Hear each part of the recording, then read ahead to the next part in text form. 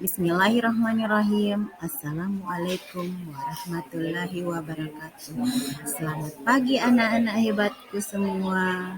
Semua kita selalu dalam lindungan Allah Subhanahu wa Ta'ala. Pada pagi yang cerah ini, ketemu lagi dengan Ibu Cahya di mata pelajaran prakarya.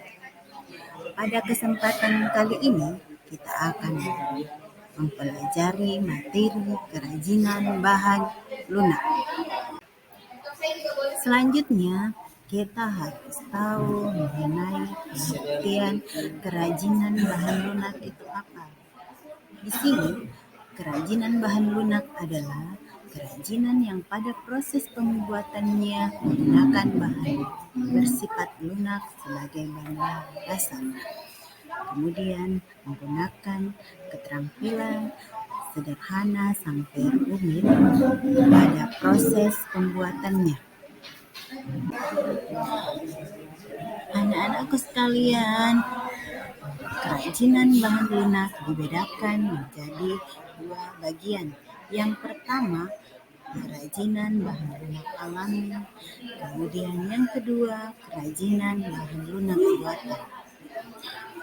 Kerajinan bahan lunak alami di sini sesuai dengan namanya berasal dari bahan-bahan yang masih bersifat alami seperti tanah liat, kemudian getah nyatu, kulit, dan lain sebagainya. Kemudian kerajinan bahan lunak buatan sesuai dengan namanya adalah kerajinan yang pada proses pembuatannya menggunakan bantuan manusia atau biasanya diproduksi oleh buatan pabrik.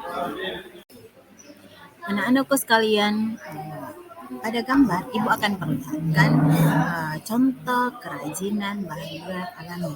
Pada gambar yang pertama, Ibu ambil contoh adalah floor clay. Kemudian contoh kerajinan bahan lunak alami yang kedua adalah tanah liat.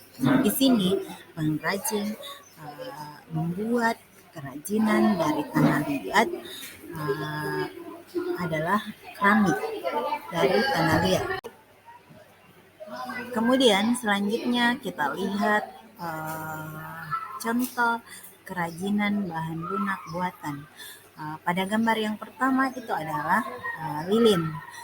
Kemudian yang kedua adalah sabun.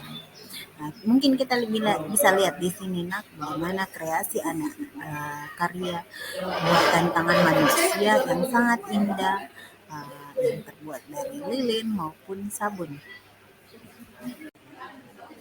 Setelah kita mengetahui jenis kerajinan bahan lunak alami dan bahan lunak buatan, kita melangkah ke karakteristik bahan lunak itu sendiri seperti apa. Yang pertama, kerajinan bahan lunak itu sangat mudah dibentuk. Kemudian yang kedua, tidak memerlukan alat yang banyak untuk membuat kerajinan. Artinya di sini alat yang digunakan cukup sederhana dan mudah diperoleh di lingkungan kita. Kemudian yang ketiga, sangat mudah terurai dalam tanah. Kerajinan bahan lunak ini sangat ramah dengan lingkungan. Kemudian yang keempat, mudah didapatkan di alam sekitar dan tidak memerlukan biaya yang banyak untuk mendapatkannya.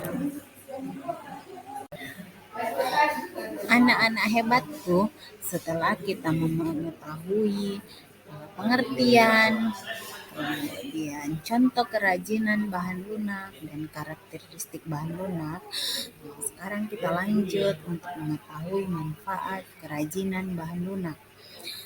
Manfaat di sini yang pertama sebagai hiasan, kemudian yang kedua sebagai sumber penghasilan, kemudian yang ketiga sebagai bahan dasar bangunan, dan yang keempat mengandung nilai keindahan, dan yang terakhir sebagai benda pakai.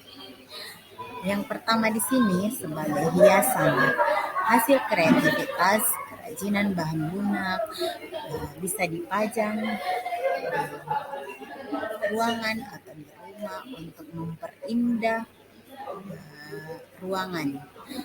Kemudian dia bisa menjadi sumber penghasilan karena kita bisa menjual dan mendapatkan pundi-pundi dari hasil kreativitas yang kita buat. Kemudian yang ketiga sebagai bahan dasar bangunan di sini contohnya pasir, kemudian tanah liat bisa dijadikan fondasi untuk dasar bangunan. Kemudian yang terakhir dia mengandung nilai keindahan. Kita bisa pamerkan sehingga dia mengandung nilai benda pakai.